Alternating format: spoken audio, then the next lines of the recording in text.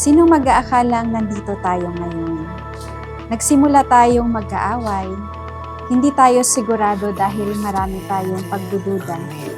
Pero alam natin ang dahilan kung bakit naabot natin ang ating 25th wedding anniversary. Mahal, ito na yung araw na hinihintay natin. Ito na yung araw na pinangako ko sa'yo na pakakasalan kita ulit kung saan yung lugar na kinasal tayo dati. At dahil yan sa pagmamahal natin sa isa't isa. Dahil sa ating pagmamahal, pinili natin tanggapin ang pagkukulang at kahinaan ng bawat isa.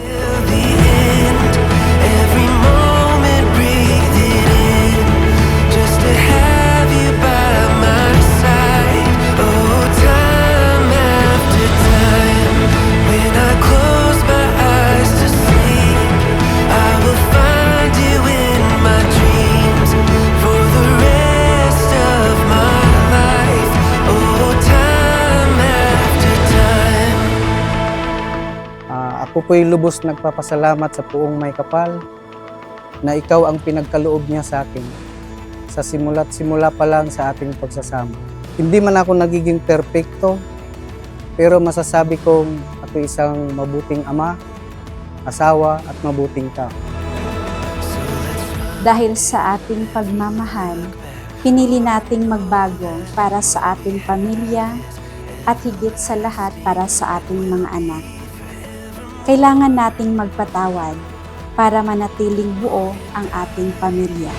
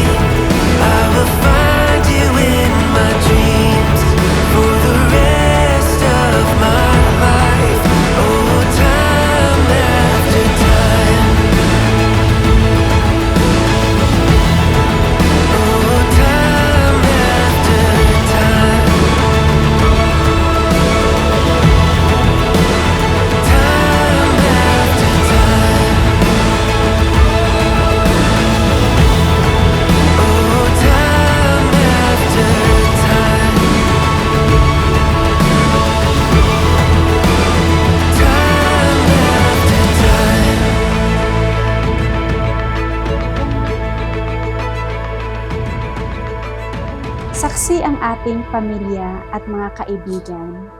Nagsimula tayo sa wala, ngunit sa ating pagsisikap at sa iyong tiwala at suporta, nakamit natin ang ating pangarap. Kaya nagpapasalamat ako sa Diyos. Pangako na patuloy akong makikinig sa mga yaw-yaw mo at bibili ng gamot sa arthritis mo.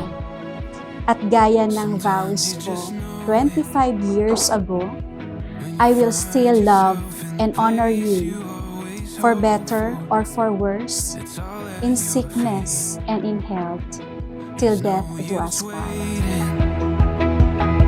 All the words and all the plans that we've been saving, gotta let them breathe. So we'll take hold of what is waiting for us now.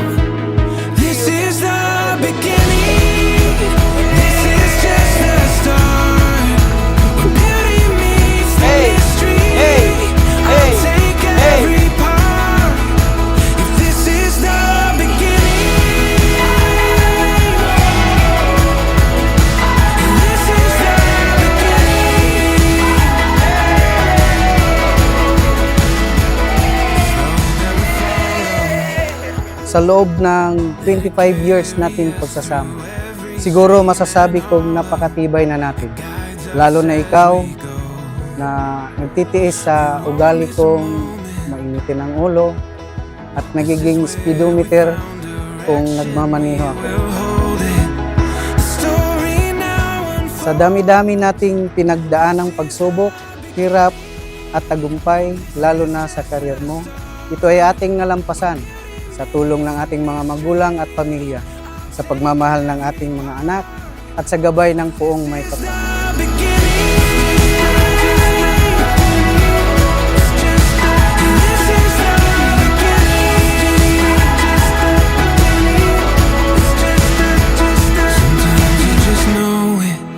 Mahal, ako po'y nangangako uli sa hirap at ginhawa.